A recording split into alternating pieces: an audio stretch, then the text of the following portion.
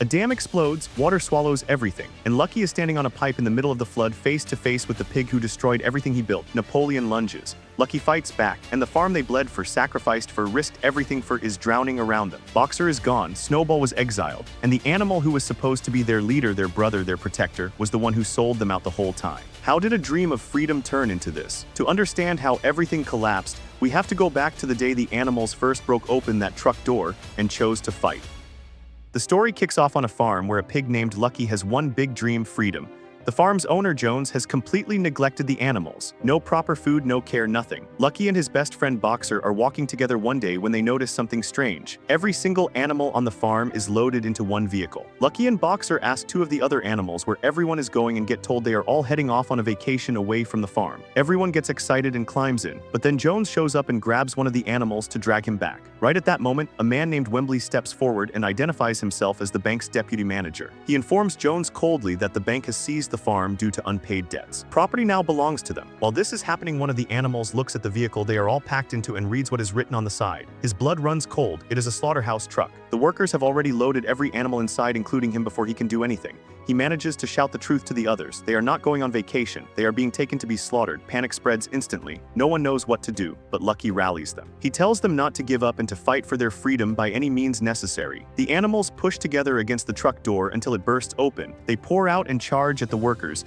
chasing every last one of them off the farm completely. Meanwhile, a small drone has been recording everything that just happened. It flies back to its owner, a man named Farida, who watches the footage with great interest. He sees an opportunity. A farm full of animals running things themselves means the land could easily fall into his hands. He immediately contacts his assistant and asks him to bring in Wembley from the bank for meeting. Back on the farm, the animals are celebrating their freedom. Lucky and Squealer gather everyone together and lay out the new rules they will all live by. Break the rules and you leave the farm. The most important ones are simple. No animal kills another animal and no animal enters the farmhouse. Every animal agrees and commits to following them. Right away, Lucky notices the cows need milking. The electricity is cut, so the milking machine is useless. Lucky rolls up his sleeves and milks the cows by hand himself. The next morning, every animal is up at dawn and ready to work. They plant seeds together, take turns guarding the land, and when the rain comes, it does the watering for them. They wait patiently for the harvest to grow, and when it does, they collect it together. Lucky then proposes saving half the harvest for winter and eating the other half now. Napoleon does not like this idea at all and pushes for eating everything immediately. Lucky puts it to a vote and the animals back him. Half gets saved. Afterward, as everyone rests, Napoleon quietly tells Lucky that Jones's dogs will be staying on the farm from now on with the same rights as every other animal. Lucky agrees. Napoleon then hands Lucky a basket of milk and tells him he deserves it for working harder than anyone else. Lucky takes it, but when he offers some to Boxer, his old friend, refuses immediately. That is against the rules. Everyone is equal. Lucky is convinced and gives the milk to the younger animals instead. As the days go on, the daily grind starts wearing everyone down. Farm work is relentless. Lucky and Snowball slip away to Jones's old house to look for anything useful and find a book about building a watermill.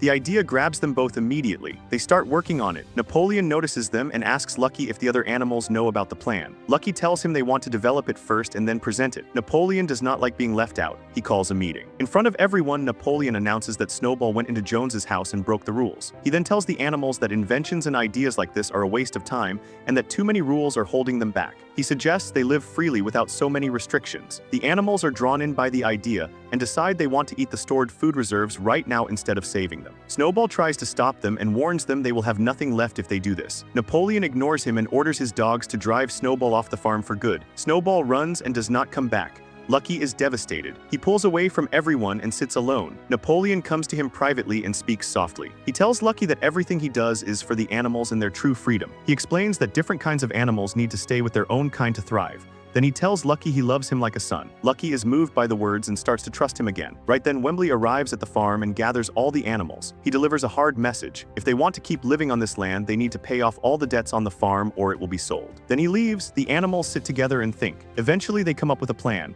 They will sell the farm's products at the market and use the money to pay down the debt. They go to the market and set up shop. The people there are stunned to see animals selling their own goods, but the novelty works in their favor and buyers come. With the money they collect, they go back to Wembley and make their first payment. He takes it and tells them that if they keep this up, they will own the farm free and clear. Behind the scenes, Wembley finds Farida and apologizes to him because the animals are actually managing to pay their debts little by little. But he assures him that if they ever fall short, the farm will go up for sale, and Farida will be first in line. Napoleon pulls Lucky aside and convinces him that since they now own the farm, they should be living in the farmhouse like proper owners. Lucky agrees and goes to break the news to Boxer. He tells his oldest friend that from now on each type of animal needs to stay with their own kind, and that means Lucky will be moving into the house with the pigs. Boxer is heartbroken. Lucky is his closest friend, but Lucky reassures him that nothing between them will ever change. Their friendship is permanent no matter where they sleep. Meanwhile, the pigs take the money they have and head to a shopping mall. They walk around spending freely on whatever they want. Napoleon spots a car on display and desperately wants it, but the people around him laugh and mock him. The whole time, Farida's drone is overhead recording everything. When Farida reviews the footage, an idea forms in his mind. He will lure the animals with gifts and things they love until they hand the farm over to him willingly. Back at the farm, Napoleon returns from the mall frustrated. The pigs bring back all the gadgets and devices they bought only to discover none of them work. Lucky explains calmly that the devices need electricity. Napoleon has no choice. He finally agrees to Lucky and Snowball's original plan to build a watermill. When the other animals hear this, they exchange looks because they all remember this was exactly the idea they rejected when Snowball first proposed it. But Napoleon gives the order and everyone gets to work.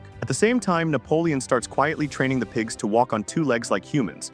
They practice and fall and try again until eventually they are able to do it. While that is happening, the rest of the animals finish building the mill and begin moving it toward the water. It is extremely heavy and the effort is enormous. Lucky moves to help, but Napoleon tells him sharply to stay back and let the others handle it themselves. Lucky ignores him and pushes in anyway until together they get it into position. The mill works. Electricity flows through the farm for the first time. Then winter arrives and it hits hard. Food is running out fast. Suddenly, Napoleon shows up with Farida and introduces him to the animals as someone who wants to help and has brought gifts. The pigs throw a celebration party for Farida while the rest of the animals watch in silence. The gap between the pigs and everyone else is becoming impossible to ignore. The other animals are hungry and angry and they start demanding that food be distributed fairly right now. Lucky tries to calm things down and promises the situation will improve. Then out of nowhere, a plane drops a large sack of food from above. The animals eat. Lucky goes to Napoleon and tells him they need a real solution. Napoleon goes to Farida with a proposal. Farida agrees to supply the farm with enough food for a full year in exchange for the animals helping him build a dam next to the mill. Napoleon announces the deal to the farm. What he does not tell them is that Farida has no intention of keeping his word and plans to use the dam project to take over the land completely. Farida arrives with his equipment and the animals work alongside his crew. Then suddenly part of the heavy machinery falls and pins one of the workers underneath. Boxer sees it and charges forward without thinking. He strains with everything he has and manages to drag the machine off the worker and save him. But the effort completely destroys him. He collapses to the ground exhausted and can barely move. Before Lucky can even reach him, a drone swoops down and lifts Boxer off the ground and carries him away. Lucky is terrified. He runs to Napoleon and demands they do something to rescue Boxer. Napoleon looks at him coldly and tells him that Boxer is an old horse now and it is time to let him go. Lucky cannot believe what he is hearing. He refuses to accept it and stands against Napoleon openly for the first time. Farida immediately orders his dogs to attack Lucky.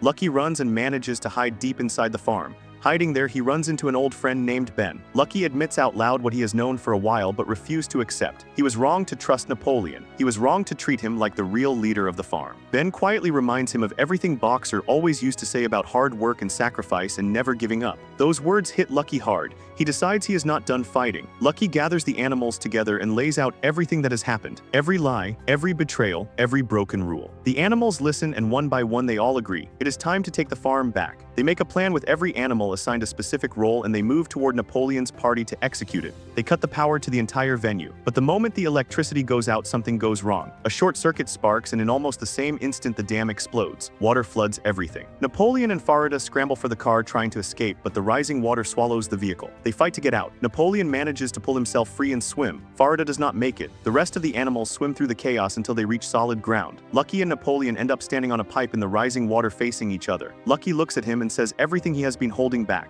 Napoleon is selfish. Napoleon is exploitative. Napoleon broke every rule they created together and he is responsible for what happened to the farm and to every animal that suffered because of it. Napoleon snaps. He lunges at Lucky and swings at him hard. Lucky fights back. They struggle on the pipe until they both lose their footing and fall into the water. Napoleon tries to grab Lucky and drag him down. Lucky kicks free and swims hard until his feet hit dry land. Napoleon cannot swim. He goes under and does not come back up. The animals see Lucky climb out of the water and they rush to him. Relief, joy, together they walk back to the farm. And standing there looking at what they still have, they make a new agreement with each other. They will start fresh. They will work as one. They will help each other every single day until they build the life they always dreamed of and make this farm better than it has ever been.